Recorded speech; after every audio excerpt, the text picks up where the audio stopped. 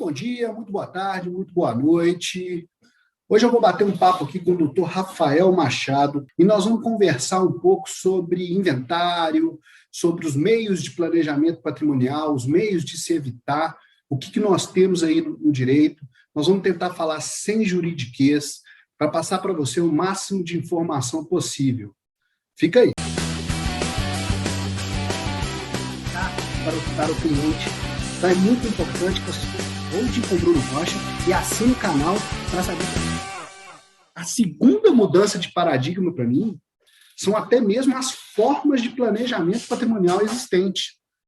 Porque as pessoas não conhecem, ou as formas que elas conhecem não são as formas mais eficazes para um planejamento patrimonial. Quer ver? Quais são as formas assim, mais comuns de planejamento patrimonial que você dá do topo da sua cabeça que viria aí? Doação em vida, testamento. Assim, basicamente, se você for pensar de formas mais diretas, seriam essas. Pois é. Você fala em doação em vida, por exemplo. Doação em vida ou então até mesmo uma doação em vida com reserva de usufruto, certo? Sim, eu falo doação em vida, mas sem essas... Falei Com só de uma reserva forma de usufruto, geral. que é aquele direito da pessoa de usar, continuar usando bem, tudo, né? Essa é uma das mais conhecidas. Essa aí qualquer pessoa conhece e tudo.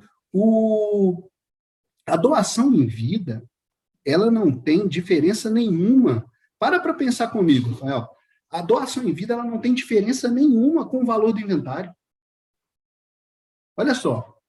Nós falamos dos custos do inventário. Cartório de notas. Tem no inventário. Inventário extrajudicial, claro. Tem no inventário. No doação em vida tem que fazer? Sim. Sim. Cartório de registro de imóveis? Sim. Também, nos dois, certo? Mesmo valor.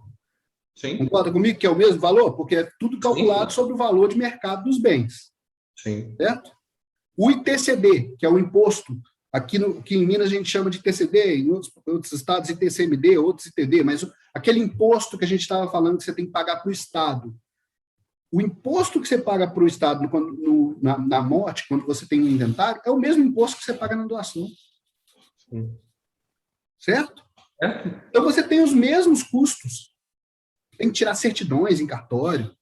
Você tem o mesmo. Eu acho que até dessa doação aí em vida, com a reserva de usufruto, você tem um acréscimo aí do valor de gravar o usufruto, né? Por exemplo, aqui em Minas é cobrado os mesmos 5% sobre um terço do imóvel, sobre um terço do bem, do patrimônio. Então você tem, além de tudo, na verdade, a doação em vida fica mais cara. Em termos de pagamento para o Estado, tudo. Mas posso te falar uma coisa? Eu não acho que esse não é nem o principal ponto que me faz pensar que a doação em vida não é uma boa opção como planejamento. Eu acho o seguinte, a doação em vida, o patriarca, o doador, ele mantém o usufruto, certo? Que a gente está fazendo aqui com reserva de usufruto, ele mantém o uso. Mas ele perde a autonomia sobre o bem imóvel, sobre o bem dele. E isso não pode acontecer. Se um planejamento patrimonial está sendo feito de uma forma em que o dono do bem vai perder a autonomia sobre aquele bem, para mim, pessoalmente, o planejamento patrimonial está errado. Pensa comigo, e isso foi um caso que aconteceu aqui no escritório também, sabe? Os clientes fizeram a doação em vida, eram 3 filhos, e tinha lote, tinha casa, tinha um monte de imóvel. Eles fizeram de um lote, e esse lote, uma construtora procurou eles para poder construir. Ia ser um negócio assim, eles iam triplicar o valor que valia o lote. Ia ser ótimo. Os filhos até queriam assinar. Olha que beleza, porque já seria um problema se os filhos não quisessem. Porque o já tinham sido feita a doação. Se os pais podiam querer o quanto for, não ia poder. Os filhos, nesse caso, eles queriam assinar. Só que um deles estava passando por um divórcio. Estava passando por um processo de divórcio. E a ex-esposa, ainda era esposa, que não tinha acabado, não quis assinar, falou que não assinaria no cartório de registro de imóveis, a sessão, né, que eles iam fazer lá para poder fazer a construção, se não ela queria uma vantagem indevida. Olha só a situação.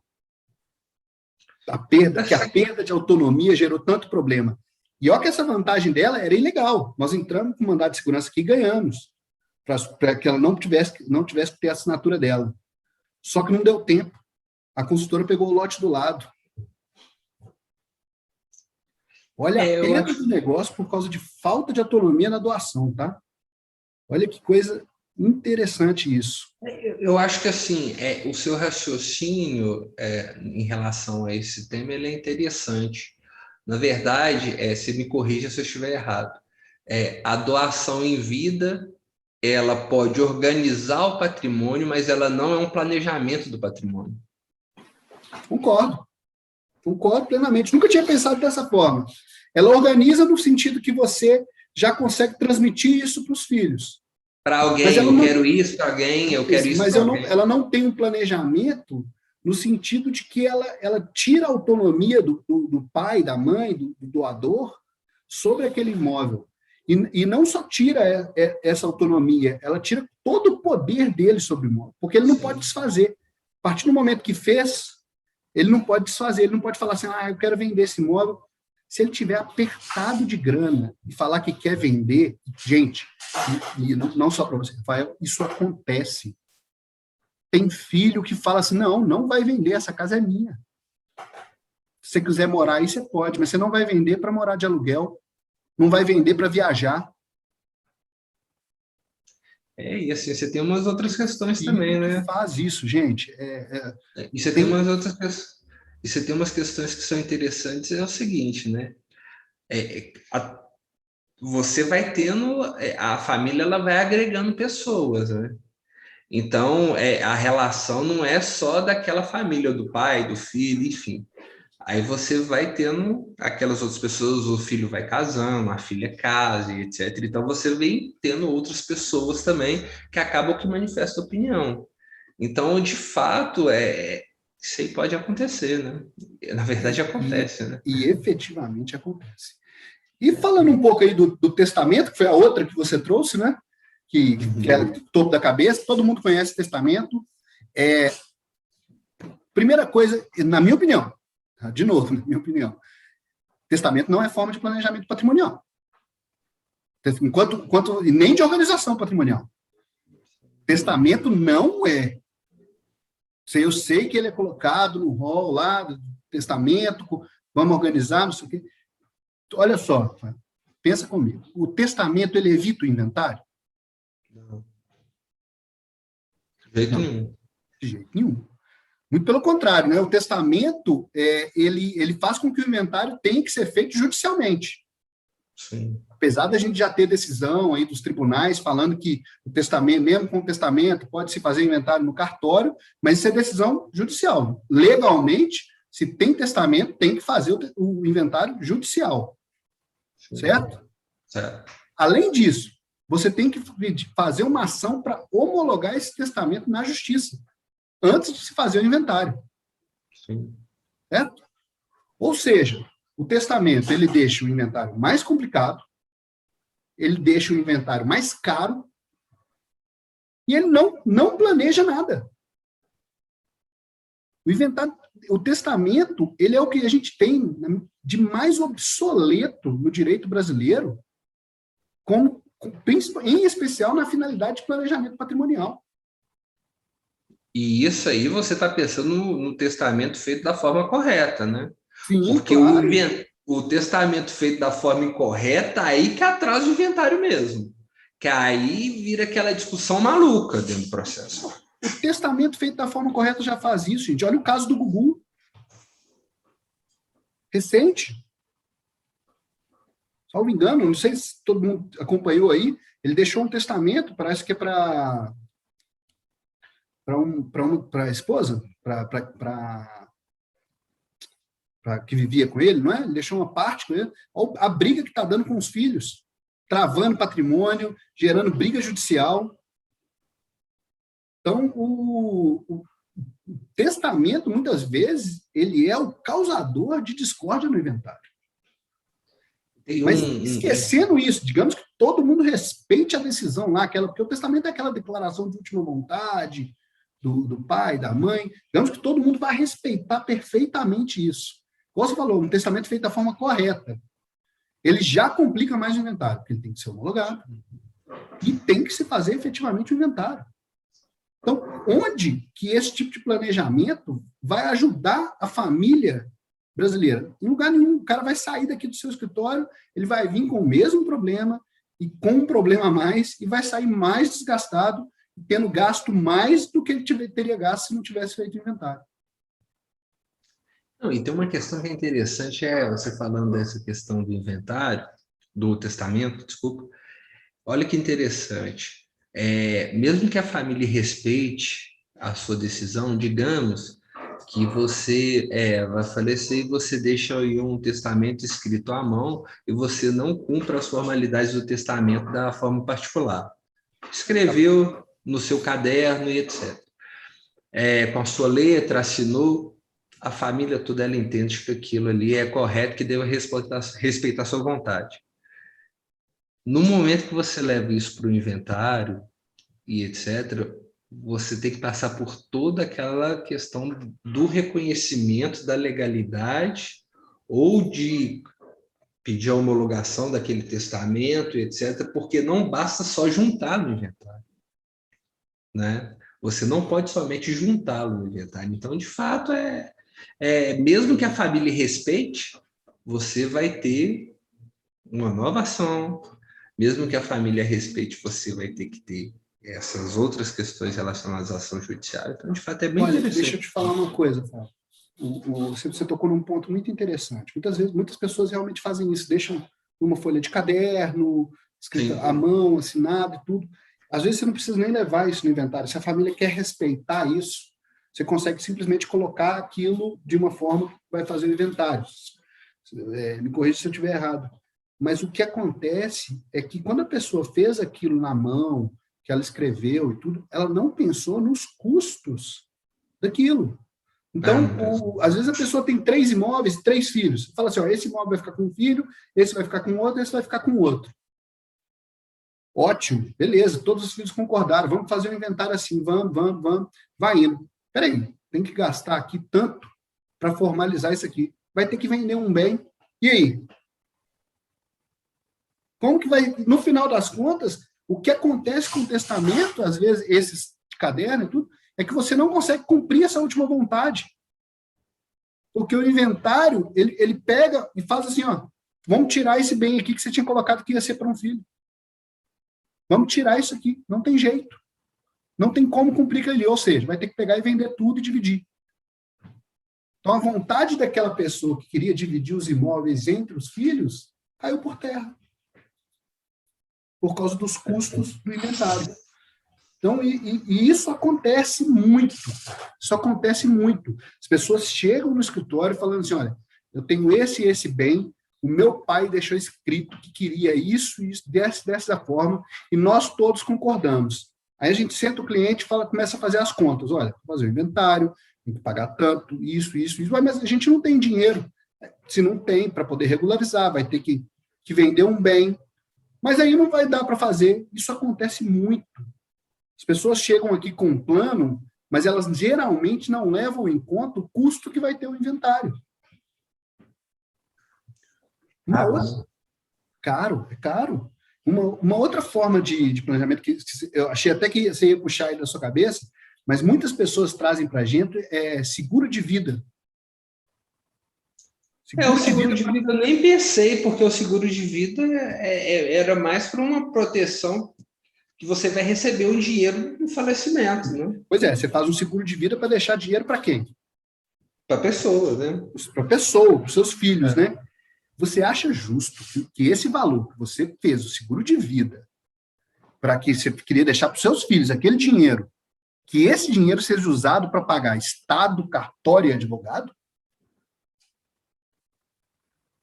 Você acha justo isso? Que é o que eles falam, como seguro de vida. Tem gente que fala que seguro de vida é planejamento, porque deixa o valor que seria o valor do inventário. Você pagou o prêmio. Pagou Eu para os tenho seus uma ideia filhos diferente em receberem. relação ao seguro de vida. Eu acho que o seguro de vida ela vem para te dar uma tranquilidade, para você utilizar aquele dinheiro em razão da falta de uma pessoa e etc. Mas não Sim, necessariamente que aquilo ali seria utilizado com finalidade específica e vinculada, relacionada ao pagamento de inventário, né? não faz sentido que o dinheiro que você vai receber de um seguro de vida seja utilizado para pagar inventário. Era um dinheiro que seu pai, sua mãe, seu Sim, patriarca, quem for, deixou para você, para o filho, para melhorar a vida dele. Pagou para concordo. isso. Toda razão. E, pois é. Então, assim, o segundo paradigma que eu acho que tem que ser quebrado é que só existem essas formas de planejamento. Porque isso não é verdade. Eu também eu não vejo aí outra forma, assim, pensando, não como planejamento, né? Mas é mais assim como uma. Porque depois da sua aula aí, depois da sua aula, eu percebi que, na verdade, tudo que eu achava que poderia ser, não é, né? É. Bom, não é que não é, né? Não, como você falou, organiza, mas não planeja. E porque, assim, Não, mas é porque, na verdade, é aquilo que nós conversamos. São coisas que na academia, né, na faculdade, nós somos apresentados pelas formas do processo, né? Nós somos, principalmente a nossa geração, eu acho que hoje está mudando um pouco aquela alteração da legislação em relação à mediação e etc.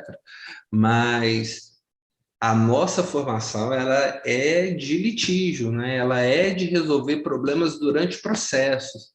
E eu acho que essa mudança ela influencia inclusive nessas formas de criar mecanismos de fato de planejamento, né? Assim, na academia, essa discussão e essa conversa que nós tivemos, eu não me recordo, assim, sabe, a de verdade é que nós ainda, ter. a gente tem que parar. A terceira quebra de paradigma é essa. A gente não pode ser provinciano e se afastar das inovações, das novas formas de planejamento patrimonial que existem hoje no Brasil.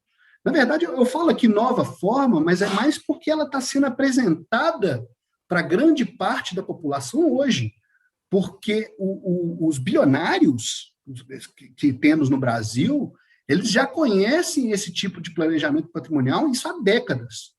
Justamente porque eles tinham condições de contratar as grandes bancas de escritórios, que são internacionais. Então, eles pegam o que se faz lá nos Estados Unidos, na França, como a gente falou, como planejamento patrimonial, e já trazem aqui para o Brasil não só as ideias, porque lá tem outras formas, até outra legislação, mas trazem as ideias de planejamento que eles têm lá aqui para o Brasil.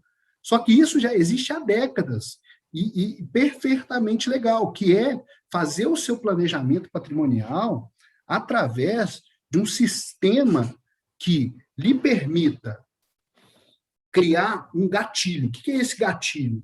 É um sistema que vai te permitir criar da seguinte forma: que o gatilho, para ser eficaz, ele tem que disparar na hora que você quiser, e ele não pode disparar antes de você querer. Você quer tomar, senão você toma um tiro no pé.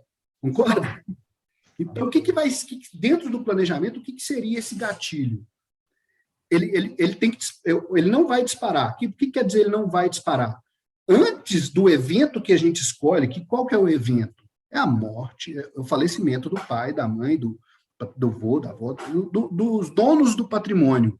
Então, antes do falecimento dos donos do patrimônio, todo o poder sobre aquele patrimônio, ele fica mantido na mão deles. Eles podem doar, podem vender, dar em fiança, alugar, fazer o que quiser com o patrimônio. E quando o evento ocorrer, que é o falecimento, esse poder sobre esses bens, ele é transferido automaticamente para os herdeiros. E como que a gente faz isso? Qual que é existe alguma personalidade no direito brasileiro que que não morre, que não tem, que tem vida eterna? Você sabe, consegue pensar em alguma personalidade, alguma situação uma personalidade no direito brasileiro que não morre? Que não morre a pessoa jurídica. Exatamente. Há quanto tempo que existe a pessoa jurídica no Brasil? A gente não vai nem saber, né? Sim. Existe há quanto tempo? Há muitos anos. Desde que se instituiu o direito, existe a pessoa jurídica no Brasil. A pessoa jurídica, ela é um instituto criado pelo direito brasileiro e ela é uma pessoa que não morre, a não ser pela vontade dos sócios. Sim. E é isso. E é justamente essa pessoa jurídica que a gente utiliza para fazer o planejamento patrimonial. A gente utiliza de preceitos de direito societário, claro, aplicando também direito de sucessão, aplicando direito de família, aplicando tudo, mas a gente utiliza os preceitos de direito societário, inclusive a Lei de Liberdade Econômica recente, para criar esse gatilho que eu falei. Eu costumo falar, eu faço parte de um time de advogados, o Rafael sabe disso, que eles prestam serviço no Brasil todo de planejamento patrimonial da família, chama Time Hold Brasil. É uma associação de advogados dedicada, a gente fala muito sobre isso. A gente costuma falar que quem não tem vida eterna não deveria ter patrimônio em seu nome. Justamente por isso. Porque quando você utiliza dos institutos de direito empresarial para fazer o planejamento patrimonial da sua família, você coloca os seus bens dentro de uma pessoa jurídica criada com essa finalidade. Ela não é uma pessoa jurídica, você não vai virar empresário, a pessoa não vai virar empresário se ela não quiser. É uma pessoa jurídica criada com essa finalidade. E quando você coloca os seus bens dentro dessa pessoa jurídica, a sua liberdade para poder passar, não é que você vai passar ele para os seus filhos e tudo, mas você consegue fazer esse sistema de gatilho que eu falei, em que você não perde nenhum dos poderes sobre os bens, em compensação, você consegue criar um sistema que, quando você não estiver mais aqui, esses bens são passados diretamente para os seus filhos. E por assim em diante. Porque, como eu disse, a pessoa jurídica ela não vai morrer. Então, você não vai ter que fazer um inventário da pessoa jurídica. A não ser que vocês queiram, que os sócios vão lá e vão acabar com essa pessoa jurídica.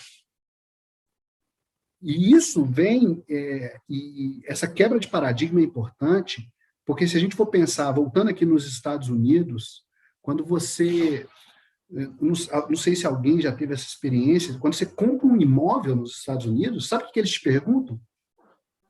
Você vai registrar em nome de qual pessoa jurídica? Olha. Eles não têm, é a quebra de paradigma, por isso que lá é 40% do inventário de imposto. Porque lá ninguém tem inventário. Quando você me falou, até assustei das porcentagens, né? E de fato eu assustei. Mas a verdade é essa, quando você compra um imóvel lá, já pergunta para você, você quer registrar isso em nome de qual pessoa jurídica? E esse sistema, que eu chamo de holding familiar, é um sistema que a gente chama é um nome feio, né? Ninguém conhece o que é, mas holding familiar é um sistema de planejamento patrimonial em que você utiliza das regras do direito societário para poder planejar o patrimônio da família. E foi muito interessante o que você falou, Rafael, que nas bancas, né, na faculdade, a gente não aprende isso. E é a mais pura verdade. Não existe uma cadeira na faculdade de planejamento patrimonial da família. Não existe uma cadeira de direito, nem dentro do direito de família ou do direito de sucessões que fale de planejamento patrimonial. Então, isso não é comum no ramo jurídico que as pessoas entendam isso, até porque mistura muitos institutos. Você aprende direito de família, você aprende direito de sucessões, você aprende direito societário. Você não aprende a misturar os três. Sim. E é isso que a gente faz, quando a gente faz o planejamento através da pessoa jurídica. A gente coloca os bens da família dentro da pessoa jurídica e cria um sistema de gatilho e de proteção para esses bens, para que eles sejam transferidos diretamente para os filhos. E o benefício econômico disso, eu costumo dizer que você fazer o planejamento dessa forma, você tem 3 tipos de benefício. Você tem o econômico, você tem um benefício emocional e você tem um benefício, eu falo benefício temporal, mas é um benefício de tempo. Você tem um benefício de tempo mesmo. O benefício de tempo é muito simples, que é o que eu falei, é automático. Quando a pessoa não estiver mais aqui, quando ela vier a falecer, esses bens são transferidos automaticamente para os filhos. Você não tem que passar por inventário, você não tem que passar por cartório, você não tem que passar por nenhum tipo de burocracia. Isso já está pronto. É transferido diretamente para os filhos. E você tem um benefício emocional dos pais de saberem que deixaram tudo tranquilo para os filhos, já organizado, já bem definido, e dos filhos de não ter que passar pelo inventário em meio ao luto. O que é um dos mais difíceis, né? Inclusive. Que é o grande. Imagina você acabou de perder seu pai, você tem que caçar advogado, fazer conta de despesa que você vai ter que ter, você não precisa fazer isso. A pessoa foca no luto dela. Quando a gente fala foca no luto, é até feio, mas foca em melhorar, foca em seguir com a vida, e sem precisar passar por um problema, porque o inventário, Rafael, eu não sei se você concorda comigo, ele prorroga o luto. Até você não finalizar ele, você sempre vai, ele fica sempre vai vivendo aquilo, né? A gente vê os clientes, eles continuam vivendo aquilo. Eles ligam para a gente, que saudade, não sei o quê, e eles continuam vivendo aquilo. Então, o benefício emocional desse sistema, ele é muito grande. E eu acho que uma coisa interessante também é que hoje a vida contemporânea, a vida moderna, ela demanda de otimizar o tempo, né? Então, quanto mais você otimiza o seu tempo, mais você vai criando mecanismos para evitar problemas que você vai ter que enfrentar, enfim, eu acho que as pessoas pensam isso, né? Nós podemos levar isso, inclusive, se você for pensar, nessa questão tecnológica, né? Hoje as pessoas, por exemplo, pegam um aplicativo porque é mais prático. As pessoas, elas preferem utilizar o telefone ao invés do e-mail e de qualquer outra coisa, porque ele é mais rápido, é mais prático. Você fala no WhatsApp, você dá um parabéns no WhatsApp, porque muitas vezes é mais rápido ali. Então, assim, você utilizando seu tempo em pequenas coisas, nas grandes, se você otimiza seu tempo, inclusive é melhor, né? Certeza. Assim, eu fiz uma comparação um pouco. Quanto tempo dura o inventário? Tempo, né? Vamos pensar nesse benefício de tempo que eu falei. Quanto tempo que dura o inventário? Nossa, não dá nem para falar. Em média, você já fez um inventário judicial em menos de 3 anos? Que eu me recorde assim, não. Você sabia que o maior inventário do Brasil, o maior inventário no Brasil durou 109 anos? Nossa. É de um comendador lá do Rio Grande do Sul, agora eu não vou me lembrar o nome dele. Acho que até uns 10 anos atrás, ele faleceu em 1890 e poucos, 1880 e poucos, até 10 ou 15 anos atrás, o inventário ainda estava ativo. Nossa. Detalhe, ele não tinha herdeiros. Que isso? Inventário judicial.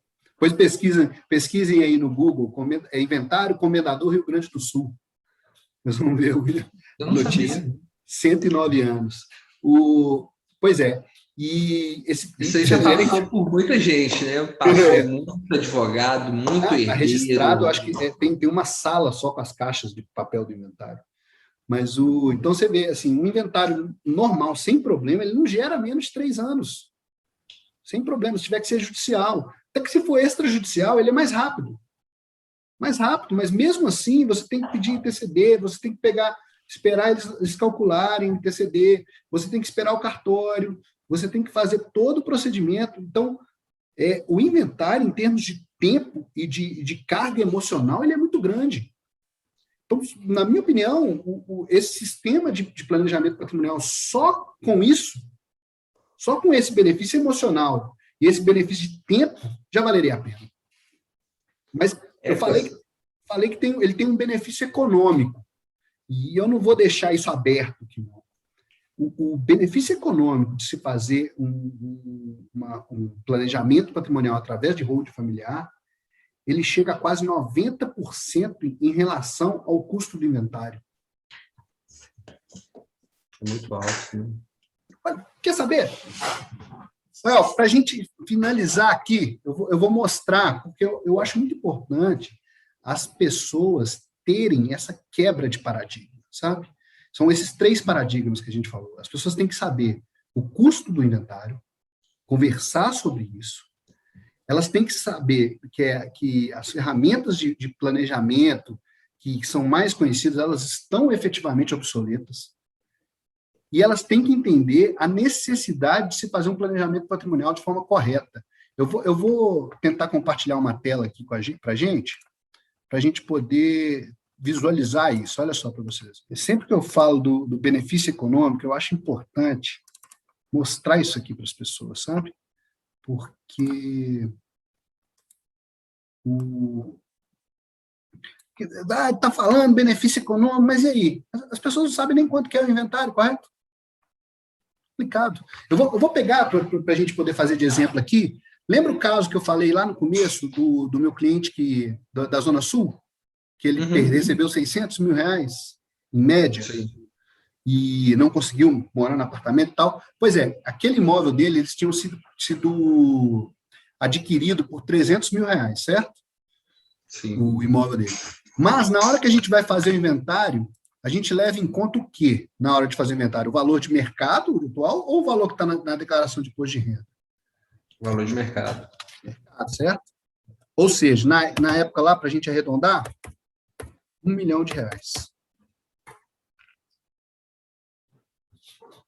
Custo do inventário desse rapaz aqui. R$122 mil.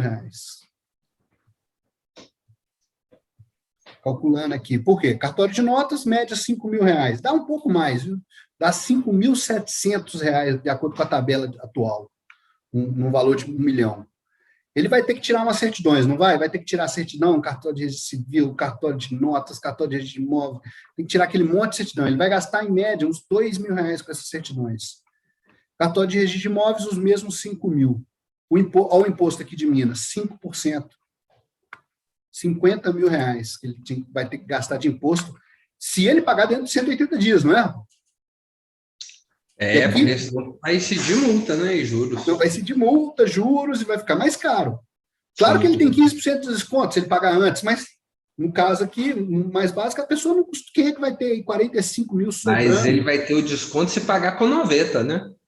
Com 90 dias. E quem então, é que tem dentro de uma carga emocional de inventário, dentro do luto, em 3 meses, consegue levantar aí, seriam o quê? 35 mil reais?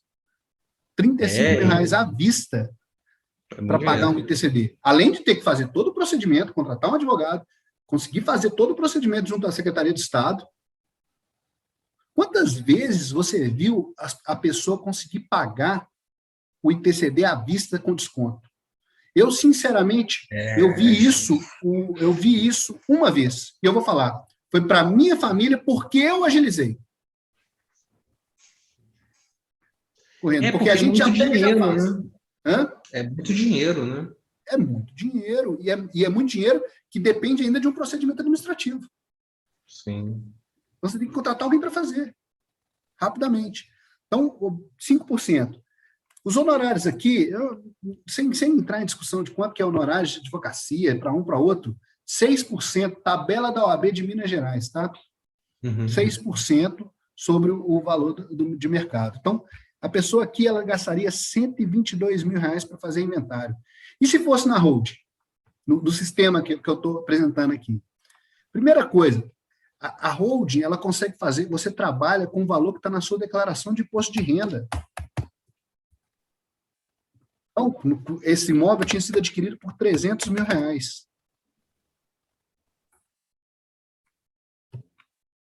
300 mil reais, ok? Olha quanto que vai ficar o valor da holding.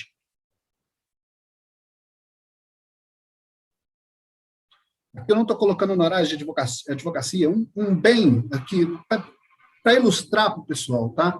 um bem de R$ 1 milhão, sendo só um bem dentro da cidade, tudo, aqui a pessoa ia gastar aí para fazer uma hold uma média de 15 a 20 mil reais com honorários, ok? E a gente achando que aposto que as pessoas estavam pensando que era mais caro fazer o planejamento do que fazer o inventário, né? Esse caso aqui, um benefício de 72%. Benefício econômico da pessoa, de 72%. E isso aqui, ó, é o caso mais simples, é uma hold das mais simples, porque existem vários modelos de planejamento patrimonial utilizando essa ferramenta. Alguns mais benéficos, outros menos. Então, assim, isso aqui é só para ilustrar o benefício econômico. E isso aqui, ó, Rafa, eu não estou pegando o caso específico do meu cliente, não, porque meu cliente ainda teve que pagar. Ele perdeu 20% de deságio, e teve que pagar imposto de bem de capital, porque ele teve que vender o imóvel. Então, a diferença no caso dele aqui teria sido muito maior por causa disso. Então, assim, é gritante a necessidade... Ela é considerável, né? Bem considerável, né? É gritante a necessidade que nós temos de quebrar esse paradigma e as pessoas entenderem a necessidade de se fazer um planejamento patrimonial. E não só fazer o planejamento patrimonial, fazer ele de forma correta. Fazer ele de forma que ele tenha eficácia econômica, emocional e uma eficácia de tempo mesmo, que é o que a gente falou. Otimizar o tempo, eu acho que hoje é tudo, né? Eu acho que as pessoas hoje buscam melhorar as formas aí de você, a cada dia que passa, você ficar com o seu tempo destinado a momentos que você queira fazer, um momento que você queira estar com sua família, um momento que você queira dedicar um estudo, a um trabalho, etc., saindo de uma burocracia, saindo de uma coisa que você, de fato, pode evitar, né? Então, essa otimização do tempo, eu acho que é o que todo mundo procura, né? Por falar em tempo, nós estamos chegando aqui no nosso limite de tempo. Daqui a pouco o aplicativo manda a gente embora. Quando o papo é bom, a gente quer ficar mais, quer falar mais. Na verdade, hoje o papo foi bom porque eu aprendi muita coisa. Vou caminhar aqui, eu sei que você que está conduzindo aqui, mas já vou caminhar para os agradecimentos. Obrigado por você ter me convidado aí, participar. É um bate-papo muito legal, muito interessante. Eu já te falei isso, né? Que é muito agradecedor esse tipo de assunto que a gente fala e que eu aprendo bastante, sabe? Principalmente em relação a essa nova perspectiva de uma advocacia mais preventiva, de uma advocacia mais extrajudicial, né? Então, isso traz para a gente, assim, conhecimentos e também traz novas ideias, assim, né? Que é muito interessante, né? Agradeço aí o convite, muito bom estar aqui. Vou estar na sua palestra no dia 9. Pois é, pessoal, eu nem falei da palestra. Tenho certeza que vai ser uma excelente palestra. Vou estar lá. E já que o doutor Rafael me deu a deixa aqui, eu vou falar. Você me conhece, eu vou fazer pergunta. Eu fingi que não vi. Pois é, pessoal, dia 9 de junho, online, ok? Palestra sobre planejamento patrimonial da família. O que eu falei aqui hoje não vai chegar aos pés do quantidade de informação que eu vou tentar passar lá, com bem menos juridiquês do que nós falamos aqui hoje, porque o objetivo desse papo de advogado, Rafael, é a gente tentar levar sempre os assuntos para a família, para as pessoas, de forma mais simples, sem juridiquês, mas a gente sabe que a gente é advogado, a gente tem dificuldade de fazer isso, né? A gente tem dificuldade de não falar não falar uma palavrinha daquelas que ninguém entende, que ninguém gosta, mas a gente às vezes escapa. Bom, eu queria agradecer a presença aqui do Rafael, do doutor Rafael. Gente, é um fera do direito. Ele está falando que aprendeu aqui, mas ele deu uma aula de inventário no começo desse vídeo para a gente. Então, assim, não se deixem enganar. com as palavras dele, ok? Quem aprende numa reunião com o Dr. Rafael é sempre a outra pessoa. Nesse caso, fui eu. Ok? Obrigado. E aqui, eu queria até parabenizar você, Bruno, porque eu te chamo de Bruno. Nós somos amigos, pessoal. Ninguém vai ficar chamando aqui. Eu chamo de Bruno. Eu estou chamando aqui porque eu estou apresentando, estou tentando ser legal. Eu não consigo, desculpa. Mas é porque eu queria te parabenizar, porque o que você traz, eu acho que para os seus clientes, o que você traz para as pessoas é tranquilidade, sabe?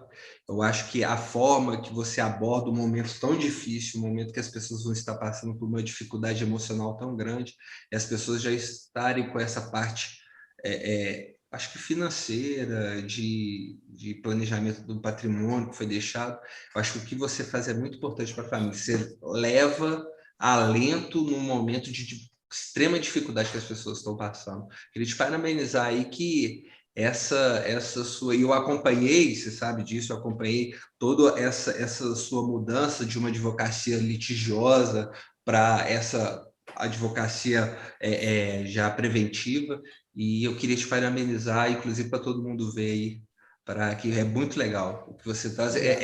O trabalho é profissional, mas o trabalho também é social. Quanto mais informação a gente leva para as pessoas, a gente fala o seguinte, o levar informação para a pessoa, ninguém perde. Quem está dando informação ganha, quem está recebendo ganha, quem não viu nada está ganhando, porque quem recebeu vai falar com ele. Então, a gente tem que levar sempre informação para a pessoa. E aqui, tem projeto Papo de Advogado, para falar sobre outros temas do direito, e já está convidado, viu, Rafael?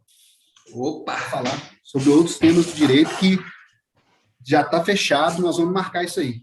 Pessoal... Aí lá eu vou poder falar algumas coisas, tá? Porque aqui parece que eu não sei nada. Tem juridiquês, não sabe nada, gente. Vocês não deixam se enganar, não. O cara entende de tudo. Você fala, que eu chamar ele para falar sobre o ramo do direito, ele vai falar. Se não souber, ele estuda a madrugada inteira, chega aqui especialista, tá? Dá trabalho. Pessoal, forte abraço para todo mundo. É esforçado. Um forte abraço para você, muito obrigado novamente. Obrigado a você. Chegou o nosso momento aqui. Vou terminar aqui, pessoal. Gente. Forte abraço e até a próxima. Eu vou sair. Tchau, tchau. Tchau.